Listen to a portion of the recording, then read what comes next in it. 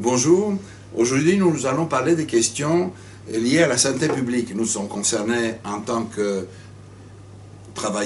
fonctionnaires travaillant dans les institutions européennes. Nous sommes aussi concernés en tant que citoyens. Nous avons deux questions sur la table. Le premier concerne l'installation additionnelle d'antennes rue de la Loi, sujet sur lequel nous avons déjà parlé. Et on va voir les suites aujourd'hui. Et puis l'autre question concerne la qualité de l'air à Bruxelles. Question importante pour les gens qui travaillent, mais aussi pour les gens qui vivent. Pour parler de ces deux sujets, il y a avec nous Kim Slama, que vous connaissez, et Bertrand Werth. Bertrand Werth, que vous connaissez moins, c'est un collègue qui travaille dans une agence exécutive. C'est le représentant de You4You dans cette agence. C'est aussi un collègue qui a un engagement associatif et citoyen au sein de sa commune. Alors, Kim Slama, où on en est sur la question des antennes? Parce qu'il y a urgence. Oui, il y a urgence parce qu'on peut objecter l'installation de ces antennes avant le 12 novembre. Et donc, puisqu'il y avait urgence, nous avons saisi le comité local du personnel, bien entendu, le comité pour la protection au travail, et avant cela, l'OIB, puisque c'est l'OIB qui est gestionnaire de ces questions-là, pour savoir en fait ce qui avait été fait, si seulement ils étaient au courant de l'installation de ces antennes. Nous avons également saisi les directeurs généraux du personnel qui travaille sur le bloc de la rue de la Loi concernée, qui sont Taxud, Eco, Agri et la DG Emploi. Voilà, et nous allons aussi saisir le comité local du personnel du conseil, puisque leurs bâtiments sont juste à côté, puisque pour nous l'enjeu fondamental, mais c'est que notre administration soit au courant de ces installations, de leur impact éventuel, et sur les populations qui travaillent là, et qu'elles puissent par ailleurs protéger leur personnel. D'accord. Ce qui est intéressant à noter dans ce dossier, c'est que nous n'avons pas appris cette information via l'OIB, par exemple. Non, on ne l'a pas appris via l'OIB. Donc on aurait dû être informé, d'après ce que tu disais la dernière fois, par notre employeur sur l'existence des antennes et leur non-nocivité. Et leur non-nocivité. Mais en fait, c'est ce que je disais tout à l'heure, il n'est pas certain que l'OIB ait été informé par la région de Bruxelles-Capitale. Parce qu'en fait, on met un panneau en bas d'un bâtiment en disant il va se passer quelque chose et si vous voulez en savoir plus, allez sur Internet. Mais en termes de communication, c'est quand même extrêmement limité. Et donc, si l'OIB n'est pas explicitement informé par la région de Bruxelles que quelque chose va être fait qui pourrait avoir éventuellement un impact, ou même que l'étude préalable a démontré qu'il n'y avait pas d'impact, mais la moindre des choses, c'est quand même de prévenir les gens, voilà, on n'en serait pas là aujourd'hui. Voilà un beau sujet à mettre à l'agenda des réunions qui se tiennent entre l'ambassadeur de la Belgique auprès des institutions communautaires et la Commission, portant sur la façon dont les institutions sont informées de ce qui se passe à proximité. Passons maintenant à l'autre sujet qui est celui de la qualité de l'air que respirent les gens sur leur lieu de travail et aussi en tant que citoyens dans leur domicile. Alors, quelle est la situation sur ce dossier? Eh bien, je pense que Georges, Kim et les collègues, vous avez entendu parler de ce dossier qui est plutôt brûlant à l'échelle mondiale, mais aussi à l'échelle européenne. Et donc, ce qui est particulièrement marquant, c'est en fait le nombre de morts par année. Une étude encore sortie il y a 10 jours par l'Agence européenne de l'environnement mentionnait 400 000 morts en Europe par année.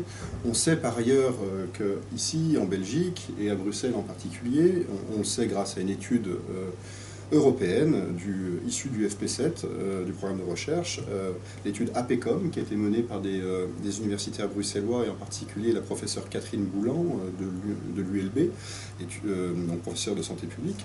On sait qu'à Bruxelles, c'est environ 650 morts par année, en fait, et 12 000 à l'échelle belge. C'est beaucoup plus que les accidents de la route, en fait. Oui, pour le coup, absolument. Oui, c'est du simple au triple, en fait. Hein. C'est 500 morts par année pour la Belgique en termes d'accidents de voiture, et c'est 650 pour la qualité de l'air seulement à Bruxelles. Donc on se rend compte, en fait, de la différence. Et surtout la différence qui est faite en termes d'information des citoyens, donc de prévention, de connaissance aussi de cette question-là, de mesure, en fait, de toute cette pollution, et puis des mesures de politique publique qui sont mises en place. On est très loin de... Quels sont les problèmes posés par les mesures, par exemple? Oui, alors, la première question, c'est connaître ce qui se passe. Exactement, avoir, en fait, le bon thermomètre. Et on se rend compte que précisément sur la question des mesures, c'est là où la région bruxelloise est attaquée par à la fois la Commission européenne, qui a mis en demeure, en fait, il y a un an... Il y a une procédure, non, 2015, procédure d'infraction. 2015, ok.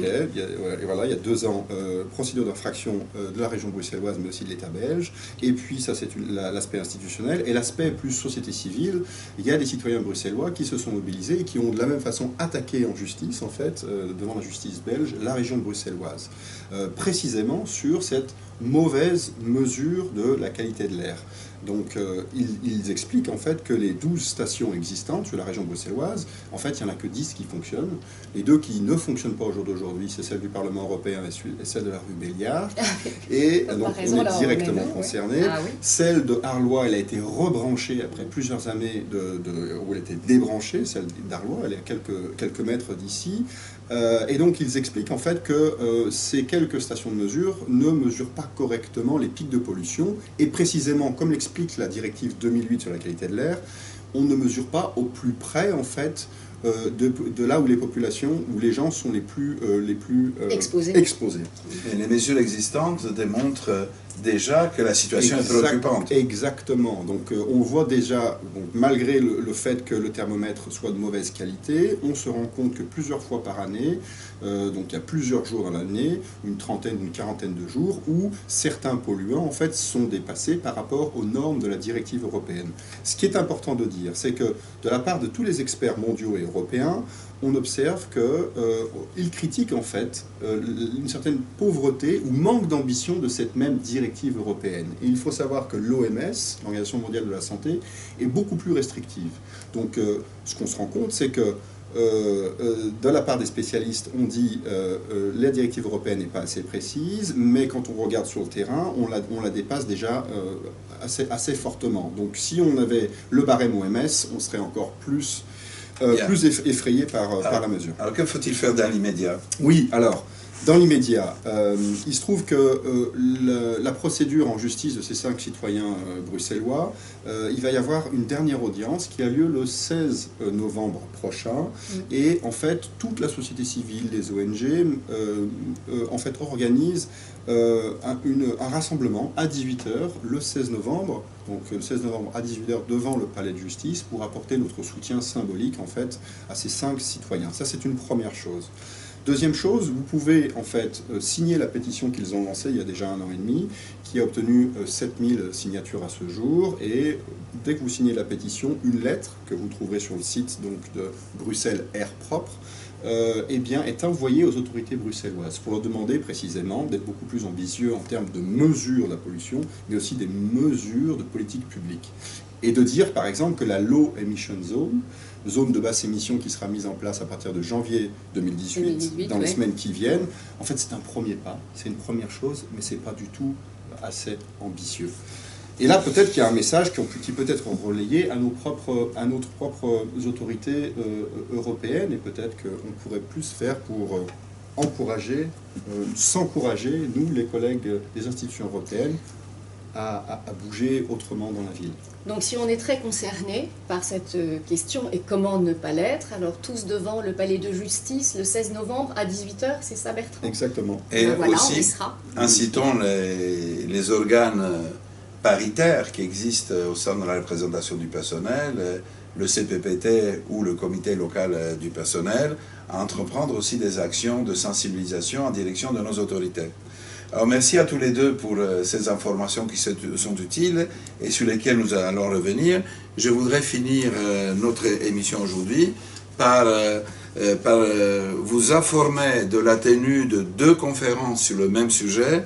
C'est l'Europe de la sécurité et de la défense. La première conférence sera organisée le 8 novembre dans les locaux de la Commission, et le 9 novembre dans les locaux du service extérieur. Cette conférence concerne l'Europe de la sécurité et de la défense, dont on nous dit, par exemple notre président, que c'est un des sujets vers lequel on devrait aller et qui renforcera l'Union européenne. Merci beaucoup et à la prochaine fois. Si vous voulez savoir l'heure exacte de la conférence, rendez-vous sur le site de You4You. Oui, en effet, Kim.